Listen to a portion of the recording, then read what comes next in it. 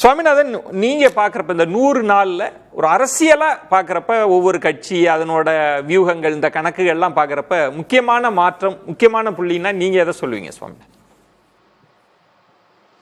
சட்டமன்றத்துல பாட்டாளி மக்கள் கட்சியினுடைய சௌமியா அவர்கள் ரொம்ப ஆக்கப்பூர்வமான விமர்சனங்களை முன் வச்சாங்க. கடந்த சில நாட்களாக நம்ம அந்த கூட்டத்தை பார்க்கிற பொழுது திடீர்னு பார்த்தா அவங்களுடைய தந்தைக்கு தகைசால் தமிழர் விருது கிடைக்குது. அதாவது அவங்க அரசாக செயல்படுவதை விட அரசியலாக தாவேக்கா ரொம்ப சிறப்பா செயல்படுறாங்க. கிட்டத்தட்ட அவருக்கு தகைசால் தமிழர் விருது கிடைக்கிறது ஒரு பக்கம் இருந்தாலும் பாமக இன்னைக்கு தாவேக்காவும் விரும்புகிற கட்சியாக இருக்கு. காரணம் என்னன்னா, அதிமுகவை அழிப்பது என்பது தாவேக்காவினுடைய ஒரு அஜெண்டா. அதைத்தான் அவர்கள் தொடர்ந்து செயல்படுத்திட்டு வர்றாங்க. அப்ப வட மாவட்டங்கள்ல சற்றேறக்குறைய 34 தொகுதிகள்ல அதிமுக வெற்றிக்கு பாமக காரணமாக இருந்தது. அப்ப ஏதோ ஒரு வகையில பாமகவை நம்ம நோக்கி திரும்ப வைக்கணுங்கிற எதிர்பார்ப்பு இருக்கிற போதுதான் சௌமியா அன்புமணி அவர்களுடைய தந்தைக்கு இந்த விருது வழங்கப்படுது. ஒன்று, இந்த விருது வழங்கப்பட்ட உடனே திருமாவளவன் அவர்கள் உடனடியாக கூட்டணி இங்கதாங்கிறத உறுதி செய்யறார்.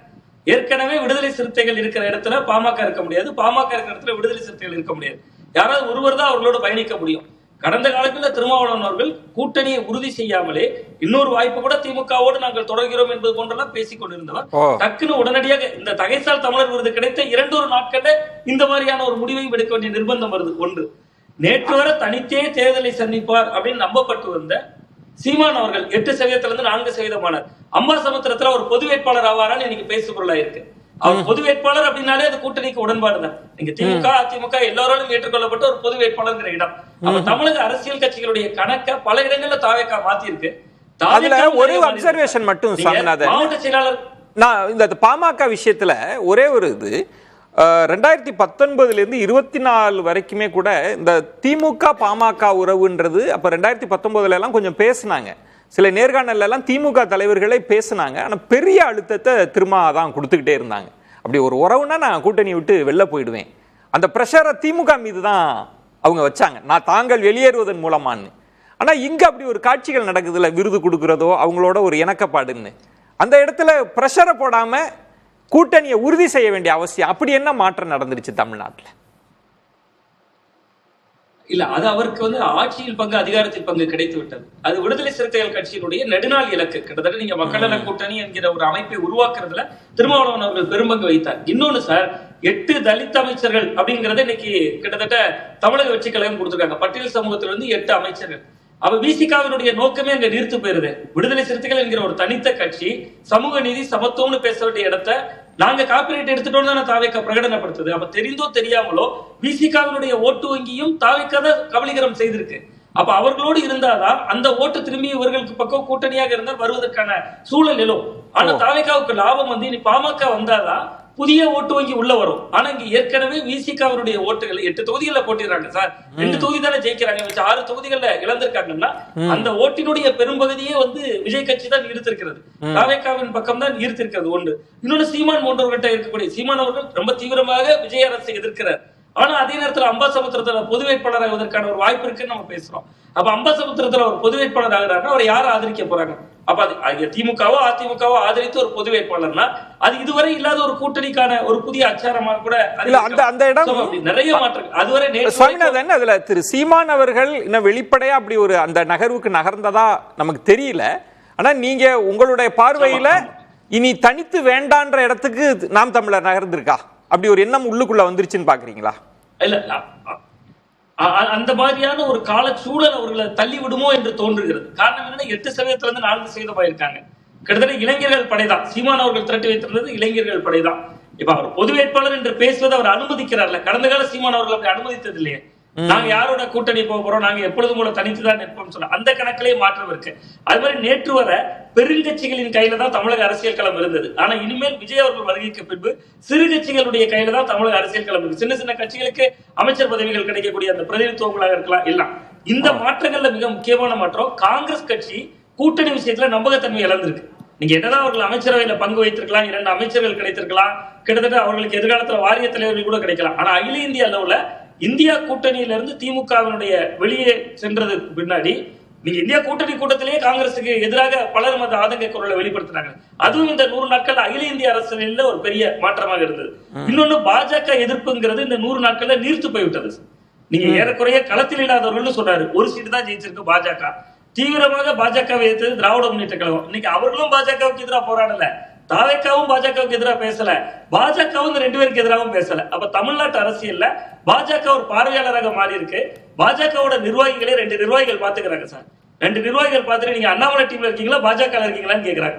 அந்த மாதிரியான ஒரு புதிய கலத்தை இன்னொரு மாற்றம் சாமிநாதன், மீண்டும் ஒரு இன்னொரு மாற்றம், நீங்க சங்க பரிவாரங்கள் ஏன் அமைதியா இருக்காங்க அப்படின்ற முக்கியமான கேள்வி இருக்கு. பாஜகவினரிடத்தில் திரு அண்ணாமலை கேள்விக்கு மட்டும் அவங்க பதில் சொல்ல மாட்டோன்றதுல தெளிவா இருக்கிறாங்க. அது என்ன காரணம்னு தெரியல. ஒருத்தர் தன்னிடம் இருந்து விலகி போயிருக்கிறார், எல்லாரையும் அழைச்சிட்டு போயிருக்கிறார்னா விமர்சனம் இருக்கும்ல.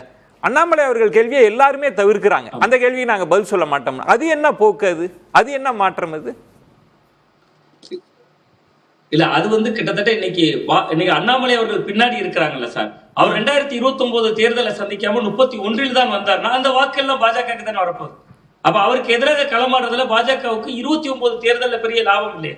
அவர் வருகிற பொழுதே, அவர் அறிவிக்கிற பொழுதே அடுத்த சட்டமன்ற தேர்தல் தான் இலக்குங்கிறாரு. 50 லட்சம் பேர் வந்த பிறகுதான் கட்சியாக ஆரம்பிப்போங்கிறாரு. அதுக்கு முன்பே அது ஏன் தேன்கூட்டுல கை வைக்கணும்னு அவர்கள் நினைத்திருக்கலாம். ஏன்னா நான் கன்னியாகுமரியில இருக்கிற சார், நிறைய பாஜகவினர் அண்ணாமலையில் இருக்கிறவங்க பொதுவா இந்த பகுதிகளில் அதிகம். அவங்க பாத்தீங்கன்னா செல்போன்ல தன்னோட முகப்பு பக்கத்துல பாத்தீங்கன்னா நரேந்திர மோடி அவர்களுடைய படம் வச்சிருக்காங்க. வாட்ஸ்அப் ஸ்டேட்டஸ்ல பார்த்தா அண்ணாமலை அவர்கள் படம் வச்சிருக்காங்க. தேர்தல் வருகிற பொழுது 2 பேரும் மோதினாதான் அவர்கள் யாருக்கு வாக்களிக்க போறாங்கன்னே தெரியும். அப்ப பாஜகவை பொறுத்தவரை உள்கட்சி யுத்தமாக அது மாறிவிட்டது. அதனால அவர்கள் சொந்த பிரச்சனைகளே அவர்களால் பேஸ் பண்ண முடியாம தான் இருக்காங்கன்னு நான் பாக்குறேன். அதாவது ஒரே சுவாமிநாதன், விஜய் கட்சியிலே முக்கியமான மாற்றம் சுவாமிநாதன், ஒரே காட்சிகள் பாக்குறேன். அதிமுகவுல ரிபலா வெளியில வரவங்களை தாய் கழகத்தில் இருக்கிறவங்க இவர் எவ்வளவு ஊழல் செஞ்சிருக்காரு தெரியுமா அப்படின்னு சேம் சைடு கோல் போட்டு பேசுற தன்மையெல்லாம் பார்க்கிறோம் நம்ம. ஆனா ஒருத்தர் கட்சியிலேருந்து வெளியில வரார், போய் ஆசீர்வாதம் வாங்கி வாழ்த்துக்கள் வாங்கி வெளில வரதும், அவரை நாங்க யாருமே விமர்சிக்க மாட்டோம்னு சொல்ற தன்மை இருக்குல்ல, இதுல என்ன நுணுக்கமான மாற்றம்னு நம்ம புரிஞ்சுக்கிறது? இது விஜய் வரவுக்கு பிறகு நடந்த மாற்றமா இருக்கு. ஆமா சார், நிச்சயமா. ஏன்னா விஜய் இளைஞர்கள் ஓட்டை ஈர்த்திருக்கிறார்.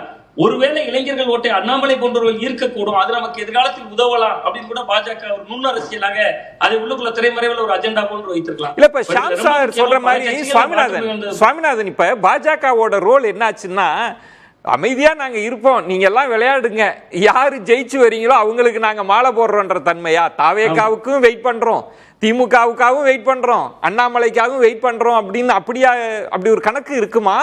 அது பிராக்டிக்கலா உதவுமான்னு கேட்கிறேன். இல்ல சார், தமிழக அரசு ஷியாம் அவர்கள் ஏதோ குறுக்கிட விரும்புறார். ஏன்னா சுவாமிநாதன் ஷியாம் குறுக்கிட விரும்புறார். ஷியாம் சார் இதுக்கு முன்பு பல நேர்காணல்ல ஒரு சில வருடங்களுக்கு முன்பு இந்துத்துவ வாக்கு வங்கின்னே ஒண்ணு பேசப்பட்டுச்சு.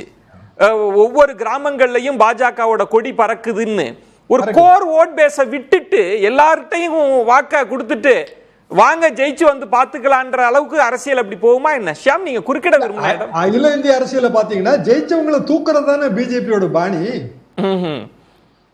எத்தனை இது நீங்க பாக்கலாம், அது டிஎம்சில பாக்கலாம். ஜெயிச்சவங்களும் தூக்கிட வேண்டியதான், ஜெயிக்கிறதுக்கு எதுக்கு போய் கஷ்டப்படணும்? சுவாமிநாதன் சார், இப்ப தமிழ்நாட்டு அரசியல்ல நேற்று வரை எதிர்த்த திமுகவும் பாஜக எதிர்க்கல, வீரியமாக எதிர்க்கல. நான் சொல்றது வீரியமாக எதிர்க்கல. தொகுதி மறுவரையறை மசோதா போன்றவர்கள் வந்தே பாரத் போன்ற விஷயங்களை எதிர்க்கிறாங்க. களத்துல நின்று எதிர்க்கிறது ஒண்ணு இருக்குல்ல சார். இப்ப நீட் விலக்கு, நீட்டுக்கான மோசடி என்று டெல்லியில போராடுறாங்க. நீட்டே மோசடின்னு தமிழ்நாட்டுல திமுக போராட்டத்தை தொடங்கி இருந்தா அது பாஜக எதிர்ப்பாக இருந்திருக்கும்.